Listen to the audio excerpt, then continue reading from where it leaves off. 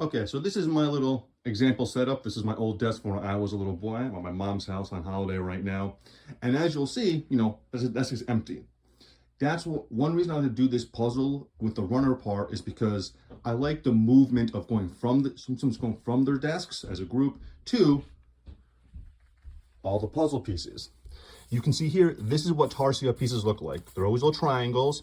Some of them, have only 2 questions. Some have 3. A few have 1. Those are the end pieces, right?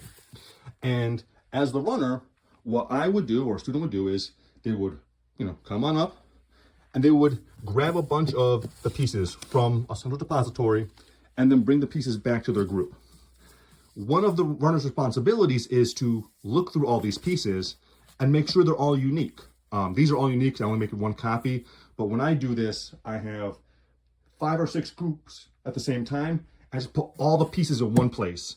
So they might get like 3 pieces of the same puzzle, like, oh no, they can't have them. So they take 1 piece back, run back, and then make sure they find the pieces they need. That's the runner's responsibility. So let's look at some of these different types of questions here, right? It's a really simple exercise. Like you have, maybe a closed question here. You might have a word. This might be a tier 3 vocabulary, but in this one, this exercise, this is part of a closed activity. So for our social studies teachers, right now I am going to be the puzzler, and the puzzler, they're the only ones allowed to touch the pieces, and they can do the puzzle. Here's the first one. The U.S. has a bicameral legislature. Now, because that's the correct answer, we can stick it together. There's only one correct solution to a Tarsia. So if a group has made a mistake somewhere, they won't finish it properly. It won't get done. So we have 2 more of these here, right? Well, 7 1/4, we don't know what that is just yet. So what is the slope formula? As a question that we have. And for our math teachers, you have your y equals mx plus b. Easy peasy, right? Now, for if teaching geography maybe, or kind of business, who is the largest coffee exporter in the world? I did some research, found out that was Brazil, because I was drinking coffee when I made this puzzle. Now here, you can see we have some answers. The names of the authors, and with gold, this might be an answer, this might be the question. The students won't know, right? So now they have to really look carefully at the different pieces.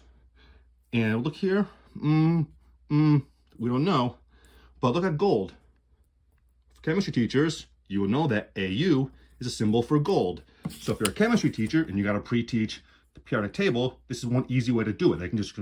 It's an easy matching basically all the way through. I'm slowly building this puzzle here, right? So let's see here. Okay, the name of the authors, now it gets a little complicated because you might not know what that answer is, but the one I wrote is for my AP research students. Reference citations begin with the name of the authors.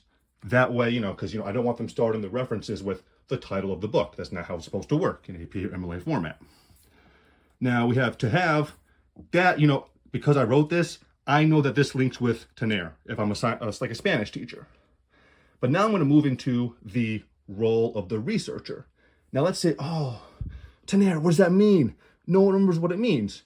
Well, the researcher's role is they have their Spanish book, or maybe their computer, or maybe their phone, whatever they want. And this could be anything. It could be a textbook for their class. And they would just go through and they would, find ABC. Where's tener in here? Well, you go through it. For those of you who speak Spanish, you know that tener means to have. And then they say, oh, well, tener means to have.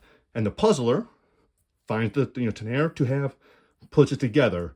So you can see how the researcher, they are going to be looking at these Tarsia pieces and using whatever text they have, whatever you want to let them to use, to find information, to find clues, to help the puzzlers put this all together.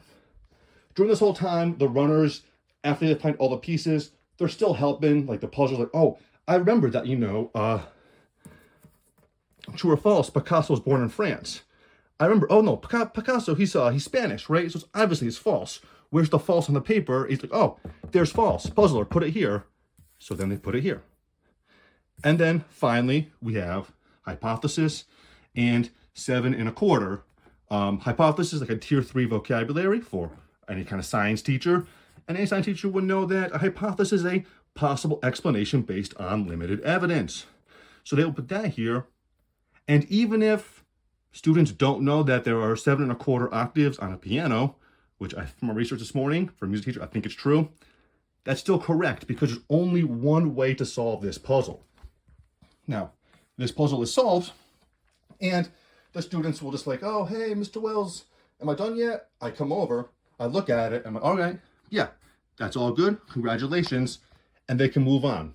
I did this puzzle in about 2 minutes because I wrote it, I know all the questions. But my students, when we do this, it takes almost an entire lesson. Usually for when I do a class puzzle, there's one more layer. So there's 1, 2, 3, 4, 5, 6, 7 more pieces at the bottom. So it's even bigger. It just takes more time. And because of the movement, because of the activeness of it, the students really get into the work. Now, if you read, what I was writing about, you can see some of my things like how to differentiate this.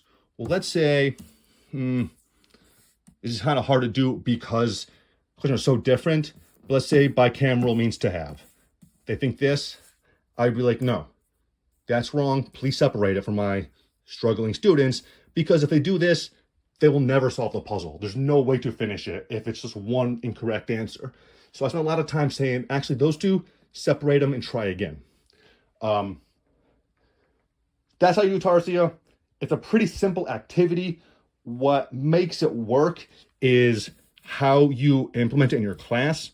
Like I said, I've had so much good results doing it as a competition between my students. You can see me doing it here slowly here. I'm just doing it all over again. But most of my students do it like this. They do it in pieces. They're like, oh, what's this? What's this? And they'll slowly put it back together again into the final shape. And there you go. There is your Tarsia. So thank you for your time. I hope this works out well for you guys.